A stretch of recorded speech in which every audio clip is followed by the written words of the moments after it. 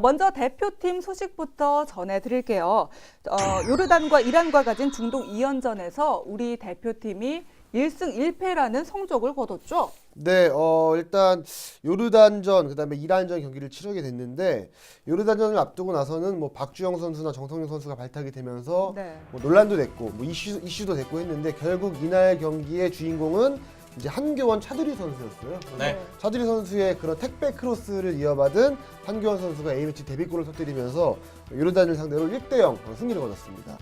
이 경기보다는 더 관심을 끈 경기는 바로 이란전이었죠. 그쵸. 이란 하면 우리에게는 일본만큼 라이벌이거든요. 네. 그렇기 때문에 이란전, 특히 아자디 스타디움에서 40년 동안 승리를 거두지 못했기 때문에 이번에는 승리하지 않겠느냐.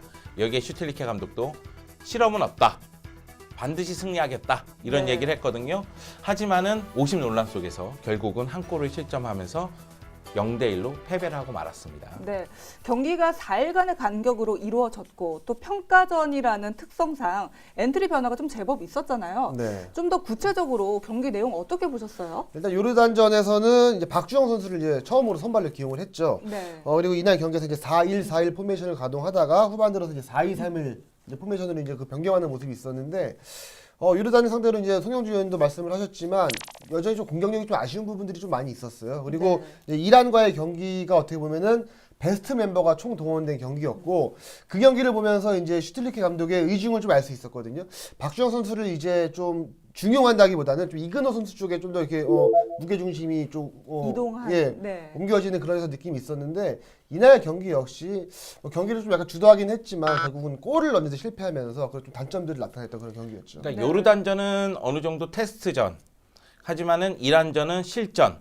이런 감각으로 생각하면 되고요. 좀 전에 네. 얘기했다시피 저희가 주로 쓰는 포메이션이 4-2-3-1인데 요르단전은 4-1-4-1 포메이션을 쓰면서 기성용을 제외했어요. 네. 근데 기성용이 없는 대표팀 경기를 오랜만에 봤거든요. 네. 그래서 한국영을 수비형 미드필더로 기용하고 그 위에 공격적인 자원을 4명을 배치하는 모습이 나왔는데 또 수비 쪽에서도 김영건, 홍정호 이 중앙 수비 라인이 월드컵 때도 그랬지만은 역시 요르단전에서도 문제를 좀 드러내는 그런 상황이기 때문에 수비 라인에도 변화를 좀 많이 줄 것이다 이런 얘기가 있었거든요. 네. 근데 이제 이란전 들어서는 4-2-3-1 시스템을 가동했고 물론 좀 전에 얘기했다시피 박주영보다는 이근호를 투입하면서 이근호 쪽에 무게감이 갔지만 제 생각에는 결국 김신욱과 이동국이 부상해서 돌아온다면 원톱은 역시 이제 김신욱, 이근호 쪽에 이근호, 이동국 요 3명 쪽에 이제 무게감이 좀 잡히는 분위기고 그 밑에는 어느 정도 제가 보기에는 정리가 된 것 같아요.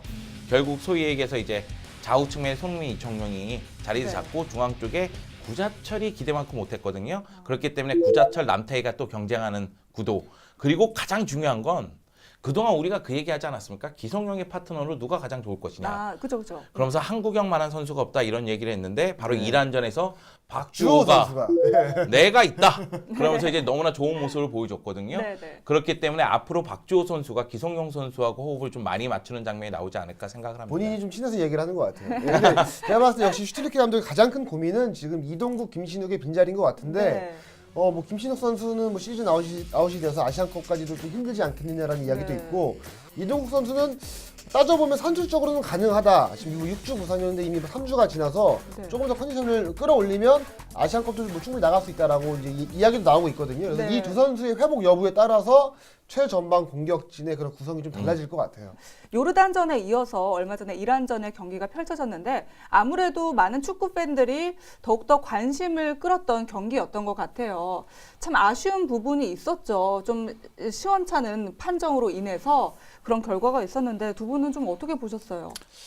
일단은 이란과의 경기는 항상 어렵습니다. 네, 네. 네, 이란 같은 경우에는 전력이 좀 다운되고 있다 할지라도 만만한 팀이 아니에요. 네. 여기에 아자디 스타디움 같은 경우에는 원정팀의 무덤이거든요. 네. 그렇기 때문에 어려운 경기가 될 거라는 거는 충분히 예상이 가능했어요. 네. 그리고 나서 이제 실점하는 장면에서 사실상 50 논란이 있었죠. 네. 네쿠남 선수가 소위 얘기해서 이란의 박지성이라고 불리는 네쿠남에게 또 한 번 당하게 됐는데 네쿠남의 프리킥이 좌우 포스트 맞고 나온 거를 김진영 골키퍼가 제대로 처리를 못하는 그 가운데 아즈문 선수가 세도하면서 헤딩슛으로 골을 기록했는데 이것이 골키퍼 차징이냐 아니냐 네. 이런 부분에 대해서 논란이 있는데 제가 보기에는 골키퍼 차징이 맞아요. 왜 그러냐면 일단은 볼에 손을 갖다 댄 쪽, 그러니까 볼을 먼저 터치한 쪽은 김진영 골키퍼였거든요. 네. 그러니까 김진영 골키퍼가 터치를 한 다음에 결국 그 손을 향해서 헤딩을 했기 때문에 그 골키퍼 차징이 맞는데 아자디 스타디움에서는 이런 장면이 많습니다. 아무래도 이란 홈 경기이기 때문에 좀 더 유리하게 흘러간 걸까요? 그러니까 뭐 오심 논란도 있지만 저는 뭐 이게 전체적인 경기력을 놓고 봤을 때 이란이 뭐 과거였다면 아자디 스타디움에서 굉장히 공격적인 모습을 좀 보였을 것 같아요. 네. 그런데 이란 역시 최근에 그렇게 뭐 상승세에 있는 팀은 아니거든요. 네. 약간 좀 전력이 좀 노쇠화된 경우도 있는데 그러면서 조금 약간 수비적인 좀 측면들이 있었고 전반 초반에 이제 한국이 좀 주도권을 잡으면서 뭐 슈팅을 두 차례나 기록을 했거든요.